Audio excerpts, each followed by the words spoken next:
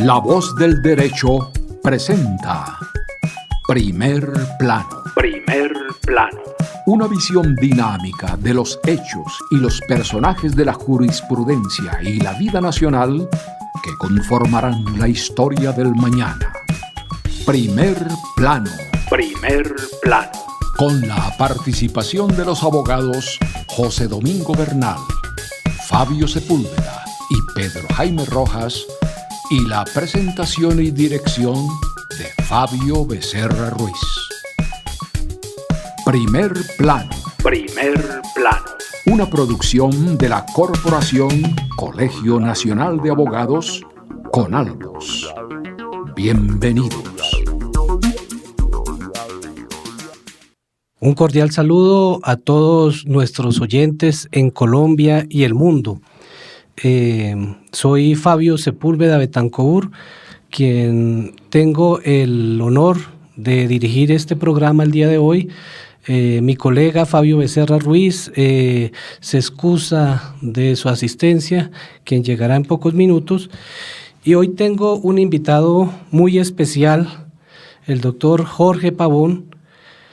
Es una persona que conozco su trayectoria como abogado, y del cual hoy lo invitamos para que nos hable de un tema de suma importancia con lo que tiene que ver con las pensiones. Él es abogado de la Universidad Autónoma de Colombia, especialista en Derecho Público de la Universidad Católica y tiene una amplia trayectoria y experiencia en la parte laboral y sobre todo en el tema que tiene que ver con las pensiones. Jorge, un cordial saludo. Muchísimas gracias, doctor Fabio. Muchas gracias por la invitación. Un saludo muy especial a todos los oyentes a nivel nacional y a nivel mundial, como usted lo manifestó. Estoy aquí presto y atento pues, para resolver las inquietudes que ustedes requieran y tengan. Bueno, Jorge, cuéntenos un poco acerca de su vida, su trayectoria, ¿qué lo llevó a estudiar Derecho? La verdad, siempre estuve mentalizado y enfocado en basar mi vida en ese campo del derecho, en conocer verdaderamente cuáles son las normas que nos rigen en una sociedad. Eso me llevó a llevar mi vida laboral y profesional en el derecho, y en especial pues me llamó mucho la atención lo que tiene que ver con el derecho laboral y la seguridad social, que pues de la cual soy especialista. También antes de ser abogado trabajé en el sector salud por muchos años en la parte asistencial, y afortunadamente hoy tengo la fortuna de ejercer mi profesión en lo que siempre quise toda mi vida. ¿Y actualmente a qué se dedica? Pues, doctor Fabio, actualmente soy abogado litigante, también soy abogado externo, en donde defiendo los intereses de la administradora de pensiones, Colpensiones, como abogado externo. Bueno, entonces entramos ya en materia acerca del tema que nos ocupa, y es, cuéntenos cómo es el sistema pensional actual en Colombia. Básicamente el sistema pensional se divide en dos regímenes, uno que se llama el régimen de ahorro individual con solidaridad, que la administran los fondos privados, y el otro régimen que es el régimen de prima media con prestación definida, que lo administra Colpensiones. Es importante destacar que los dos sistemas tienen básicamente definido cuáles son los requisitos que requiere una persona para pensionarse hoy en día. Por ejemplo, en el régimen de ahorro individual, llamado RAIS, la persona se pensiona por lo ahorrado. Entonces, ahí no hay semanas. Si la persona lo desea, se puede pensionar de acuerdo a lo que establece la Ley 100, ahora Ley 7, modificado por la Ley 797-2003, a los 62 o 57 lo puede hacer mucho antes. Sin embargo, es importante precisar que como se pensionan es por ahorro, entonces hay un cálculo en donde se establece que en el RAIS para que una persona se pensione a hoy, 28 de noviembre del 2019, debe tener como mínimo, y sin temor a equivocarme, un ahorro de 178, 179 millones de pesos para personas con salario mínimo. A diferencia del régimen de prima media, que es administrado por Colpensiones, en donde los requisitos son 57 años para las mujeres, 62 para los hombres y un mínimo de 1.300 semanas. O sea que en el primer sistema RAIS estamos hablando de ¿cuántas semanas cotizadas aproximadamente? En el RAIS no hay semanas, es ahorro, dinero, lo que usted ahorra durante toda su vida laboral. Solo por ahorro, estamos hablando de dinero. O sea, en el régimen privado que usted me dice, entonces allí sí hablamos de semanas.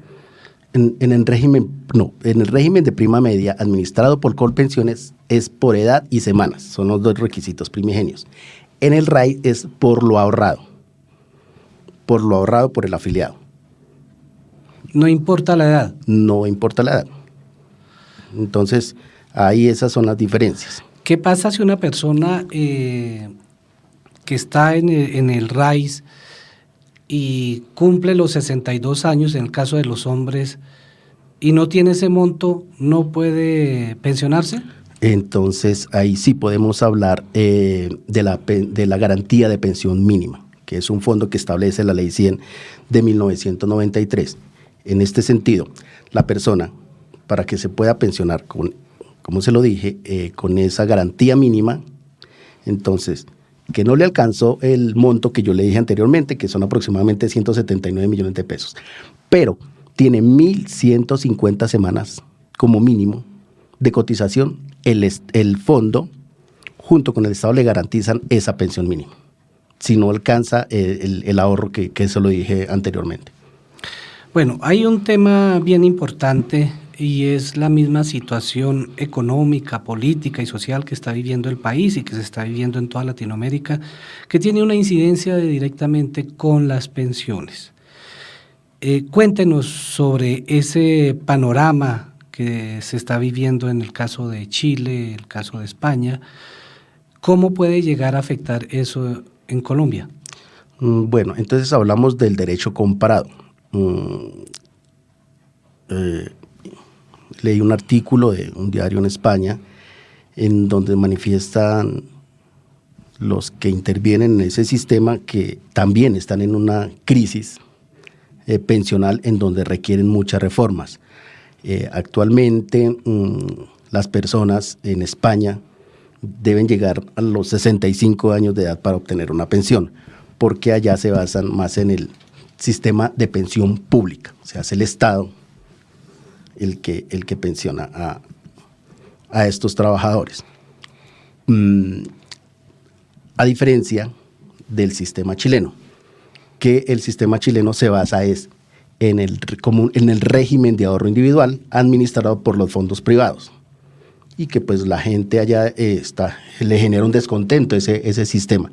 Este sistema fue creado en el régimen de Augusto Pinochet de 1980, pero actualmente le genera un descontento en las personas porque dicen que no se pensionan con un monto que verdaderamente sostenga una vida digna o una vejez digna para ellos.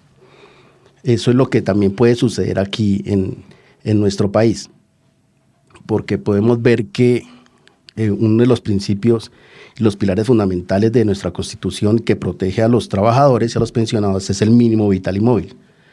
Se pueden ver casos en donde personas, hablemoslo y de un caso muy particular y que conozco de primera mano, una médico pediatra está afiliada a uno de los fondos privados. Le hicieron una proyección pensional en su fondo privado y ella sale con una pensión de 1.160.000 pesos. Ella se trasladó a Colpensiones y solicitó esa misma proyección pensional y allí la pensión es de 5.900.000 pesos. La diferencia es sustancial. Es de ahí donde radica el problema. Bueno, pero cuando surgieron los fondos privados en Colombia, pues hubo esa expectativa y ese boom de que iba a ser mucho mejor que el sistema del Estado, en este caso del RAIS. ¿cómo está afectando esa, aparte de lo que usted menciona ahora, y si ya hay ejemplos claros con respecto de si las personas se pueden cambiar de ese régimen otra vez, de estar del régimen privado, volver al régimen público? Correcto, doctor Fabio. En este sentido, la ley es muy clara y lo expresa la ley 797 de 2003, que si lo que le falten 10 años antes de su pensión, es decir, 47 años, un día la mujer ya no se puede trasladar. En el caso de los hombres, 52 años. Entonces, 10 años antes de que cumpla la edad para pensionarse, ya no se pueden trasladar.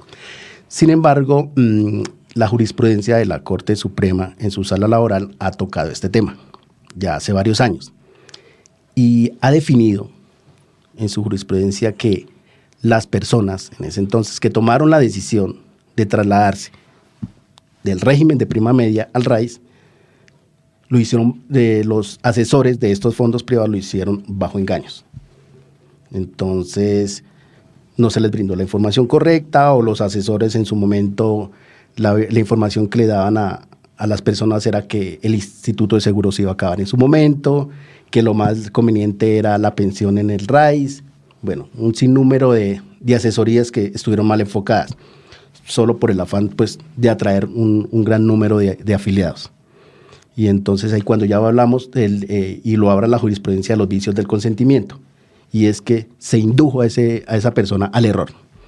Por eso la Corte Suprema de Justicia en su sala de casación laboral se ha pronunciado, y a pesar de que les impide a esas personas, como lo manifesté, aunque le hicieron falta 10 años, hay jurisprudencia donde les dice, no, la persona efectivamente se demostró que fue sometida a un engaño y se le autoriza su traslado del RAIS al régimen de prima media. Hoy en día lo conocemos, las demandas se presentan como nulidad del traslado, y eso es lo que solicitan las personas. Ya hay un gran pronunciamiento, la mayor parte de las demandas que surgen hoy en día en los juzgados laborales se genera por esta nulidad de traslado.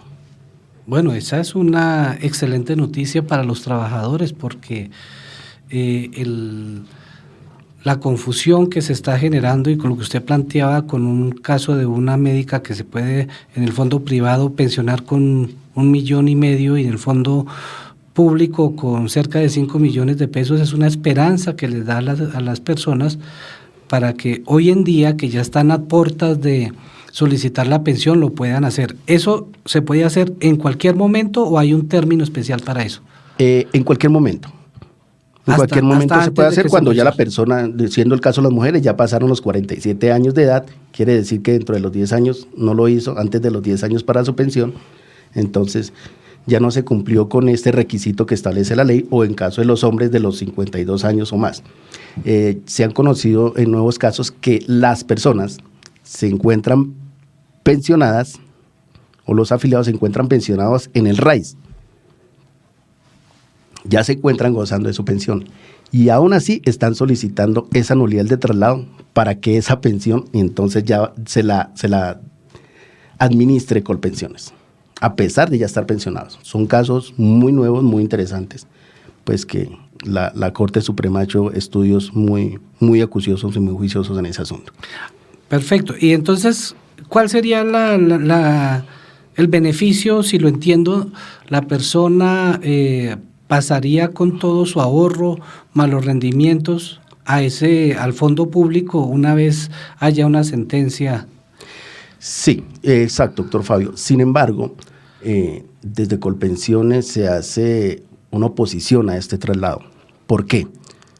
Y en eso sí no está equivocado el régimen de prima media, y es que esto puede afectar financieramente el régimen de prima media, porque a pesar de que se trasladen todos estos ahorros que están dentro del RAIS al régimen de prima media, no son lo suficientemente amplios para soportar una pensión de una persona.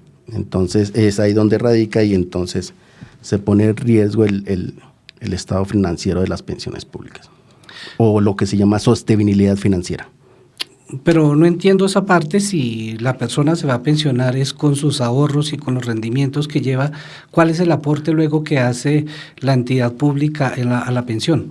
Los subsidios que tienen que, y eso es lo que está en debate hoy en día, y por estos días que genera un gran debate, es el tema de la reforma pensional, donde el Estado, en las pensiones que son de un monto alto, el Estado debe subsidiar esas pensiones. Entonces, esos recursos que se trasladan del RAIS al régimen de prima media no son suficientes para soportar esa pensión de esa persona, que pues obviamente va a ser un monto bastante alto y pone en riesgo esa sostenibilidad financiera. Y así lo ha establecido también la Corte Constitucional en su jurisprudencia. Tengo entendido que mediante un decreto el gobierno facultó a los fondos de pensiones para hacer inversiones que le produjeran rendimientos, en el caso específico de poder participar con los ahorros de sus aportantes en vías de 4G. ¿Qué nos puede decir al respecto? Sí, la ley lo faculta, eso lo faculta desde la ley 100 y con los nuevos decretos que posteriormente se han expedido los diferentes gobiernos. Como eso es un régimen de ahorro individual, entonces los fondos privados sí pueden invertir en diferentes negocios. Ahora, eso es un riesgo. Recordemos, si no estoy mal, que eso fue el año pasado, en donde hubo una especie como de escándalo, en donde se perdieron algunos rendimientos y pues fueron los afiliados que perdieron algún dinero. Y fue desde ahí en donde muchas personas se trasladaron, estando dentro del término legal, se trasladaron del RAIS al régimen de prima media. Muchas personas jóvenes, porque eso les generó temor, en donde podían perder, o había tendencia de perder parte de sus ahorros o poner en riesgo ese sistema pensional del régimen privado.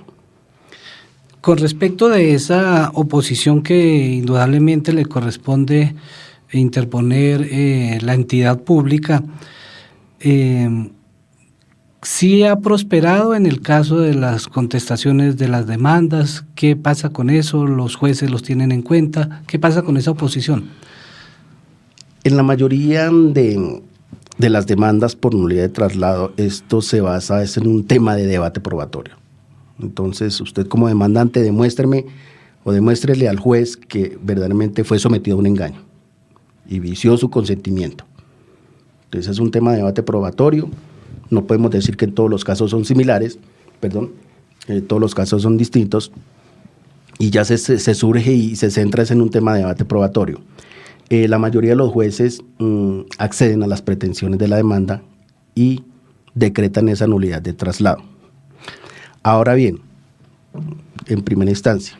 En segunda instancia, son 7 salas que funcionan en el Tribunal Superior de Bogotá, en su sala laboral, y no todas acogen esta tesis. Y por lo contrario, entonces, el juez condena en primera instancia, pero algunos magistrados en el tribunal, ya en segunda instancia, revocan esas decisiones. Obviamente son 7 salas, si no estoy mal y no estoy equivocado, de las 7 son 5 que ya cogen la postura que efectivamente la nulidad de traslado se hizo bajo engaños. Bueno, entonces esto es para las personas, estamos hablando de las personas que estuvieron antes en el régimen público, se pasaron al régimen privado y quieren volver al público. Correcto. Las personas que empezaron en el régimen privado pueden acceder a este tipo de demanda para pasarse al régimen público. Sí, lo que pasa es que, doctor Fabio, ese traslado se puede hacer cada 5 años, como lo establece la norma. Cada 5 años lo pueden hacer. Entonces, la persona estando dentro de su término, como lo establece la ley, antes de las mujeres que cumplen los 47, pueden trasladarse al régimen de prima media que administra Colpensiones. O sea que en el caso de los que iniciaron en el fondo privado, tienen que hacerlo antes de los 10 años para pasarse al fondo público. Correcto, exacto, porque ahí ya no existe la nulidad. La nulidad, ya no existe ese criterio, ese jurídico de nulidad de traslado. Bien interesante esa parte. Indudablemente nos comentaba usted aquí, extra micrófonos, que Esto indudablemente es un imperativo que hay que hacer una reforma a las pensiones. ¿Cómo ve usted ese tema y cómo tiene que hacerse esa reforma? Indudablemente que esta reforma se debe hacer. No como lo está planteando el gobierno, y es en no tocar la edad, dicen no aumentar la edad y no aumentar el número de semanas. Como esto es una medida populista, entonces el gobierno actual no quiere tocar ese tema, pero al hacer un estudio muy juicioso y muy detenidamente, la edad hay que aumentarla. Eso es indiscutible y eso hay que informarle a la sociedad y verdaderamente cómo es que se debe implementar, porque esto es un sistema de cobertura. Entonces va a llegar un momento en que no va a tener cobertura y no van a haber pensionados.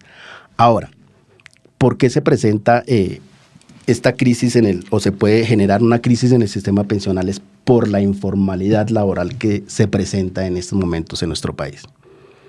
Es claro que una persona que tiene su caseta o su puesto de dulces en una esquina es un trabajador informal, él no va a aportar a la seguridad social, especialmente en el sistema de pensiones, porque pues su valor adquisitivo no le da para hacer ese aporte.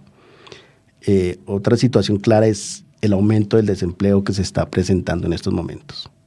Si no estoy mal, y lo estableció el propio DANE, ya va en 2 puntos, creo que está en el 10 punto algo el desempleo.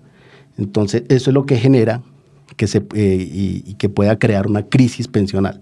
Entonces lo que hay que hacer es fortalecer el empleo para que los jóvenes, a través de esos aportes, que también lo hacen los empleadores, entonces podamos generar una mayor cobertura para los que ya están próximos a pensionarse o los que ya están pensionados.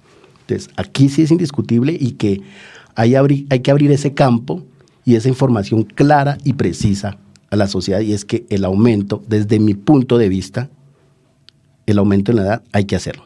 Hay que aumentar la edad en las pensiones para que más adelante no vaya a estallar o se pueda presentar una crisis pensional. Claro, lo que vemos hoy en día es que generalmente los nuevos aportantes son los que de alguna forma ayudan para que los pensionados reciban su mesada. Es más o menos sobre ese sistema económico que está planteado. Entonces, tenemos una noticia buena por el lado que usted nos comenta de la nulidad de pasarse al fondo de pensiones, y por este otro lado pues es una noticia no tan buena porque es indudablemente una reforma que hay que llegar allá. Entonces, ¿cuál es el futuro para los jóvenes? O sea, nosotros los que de alguna forma podemos alcanzar una pensión, si es que el tiempo nos lo permite, ¿las nuevas generaciones entonces no van a tener esa opción de pensionarse? Dentro de mi criterio y mi humilde opinión es incierto. Es difícil, como está planteado en este momento el sistema pensional. Es incierto para que los jóvenes lleguen verdaderamente a una pensión y, como lo dije anteriormente, a una vejez digna. Y basémonos en la dignidad, como lo dije, en su mínimo vital y móvil.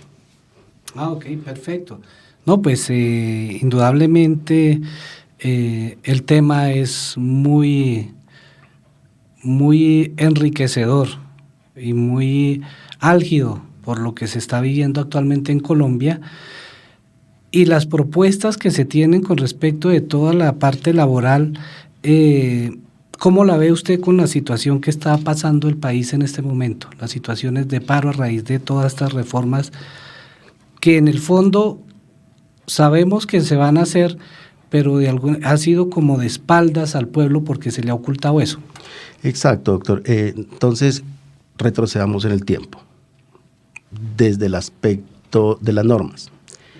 En el año 2003, especialmente la ley 789-2003, se generó esta ley supuestamente para generar mayor empleo, lo cual el tiempo nos demostró que no fue así. Esa reforma lo que hizo fue ir en detrimento del trabajador y a favor del empleado.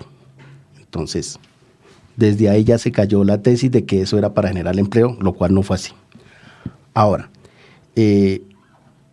las reformas laborales que pretende presentar el gobierno en el Congreso no son muy claras y eso es lo que genera un poco de confusión en la sociedad. Documentándose uno y escuchando las entrevistas de algunos ministros, se evidenció que en algún momento se reunieron los empresarios con algunos ministros, especialmente, y si no estoy equivocado, con la ministra del Trabajo, en donde ellos propusieron, ojo, aquí hay que ser claro, no lo propuso el gobierno, lo propusieron los grandes empresarios, en donde los muchachos entre 18 y 25 años ganarán el 75% de un salario mínimo. Entonces, eso fue lo que generó ese punto clave para que inicialmente se presentaran las protestas. Obviamente, eso es muy difícil y todos lo podemos entender, cuál va a ser el resultado matemático, aritmético del 75% de un salario mínimo. Es imposible, pues, vivir así. Entonces, no se tiene claro cuáles son las reformas laborales que quiere presentar el actual gobierno. Por eso es importante que se reúnan en las mesas de negociación, de concertación, para que haya claridad y la sociedad tenga una visión específica de qué es lo que se quiere y qué es lo que va a presentar el gobierno.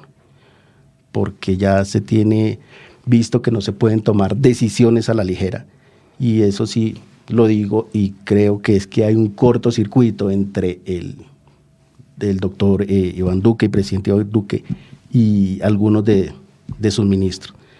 Entonces, porque ellos salen a dar unas versiones y él después tiene que salir a desmentirlas. Entonces, ahí es donde está radicando el problema. Bueno, Jorge, muy interesante todos estos planteamientos. Quiero aprovechar los últimos minutos que nos cuente un poquito sobre un tema que yo sé que usted maneja también, y es con respecto de las pensiones para las personas en condición de discapacidad.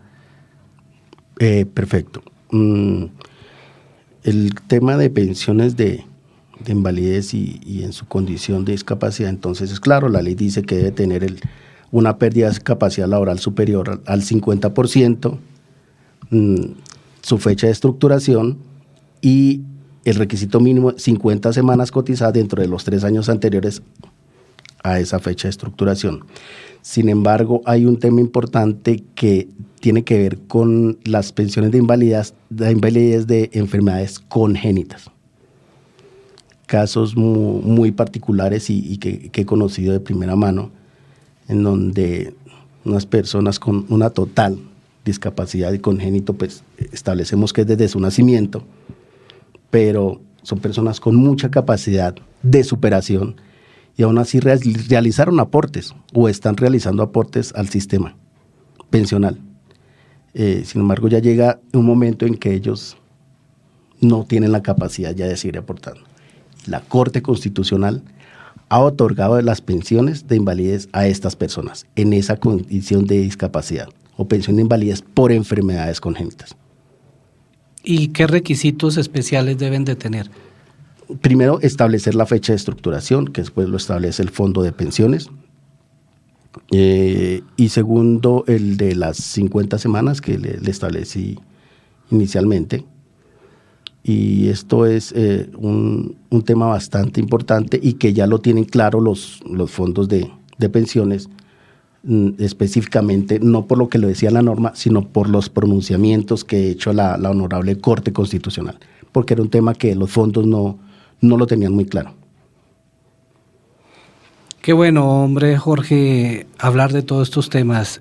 ¿Tienes algo, como dirían en el algor de los abogados, algo más que agregar que pronto se le haya quedado y que sea importante para esta conversación? Bueno, sí, quisiera agregar por último es la diferencia que existe o las ventajas y desventajas que existen entre el régimen de ahorro individual y el régimen de prima media. Ya hablamos de cuáles son los requisitos para obtener la pensión de vejez, tanto en un régimen como en el otro. Cuando las personas no alcanzan esos requisitos, en el régimen de ahorro individual hablamos de una devolución de saldos. En el régimen de prima media hablamos de una indemnización sustitutiva de la pensión de vejez. Ventajas en este aspecto en el régimen de ahorro individual. Entonces, allí le devuelven su dinero con sus rendimientos. En el régimen de prima media, no. Allí devuelven lo que tiene aquí, en el fondo común, pero sin rendimientos. Ahora, en el régimen de ahorro individual, cuando se hace la devolución de esos saldos, si no hay beneficiarios, ahora hablamos de cónyuge, hijos entre menores o de 18 a 25 años que estén estudiando, hijos en condición de discapacidad, eso hace parte de la masa sucesoral. Entonces, eso entra a una sucesión. En el régimen de prima media, si no hay beneficiarios, eso se queda en un régimen, se queda en el fondo común. Pero las desventajas sí es ahora, y las desventajas están frente al reconocimiento y al monto o la tasa de reemplazo en la pensión de vejez entre el régimen de ahorro individual y el régimen de prima media, como le había dicho inicialmente.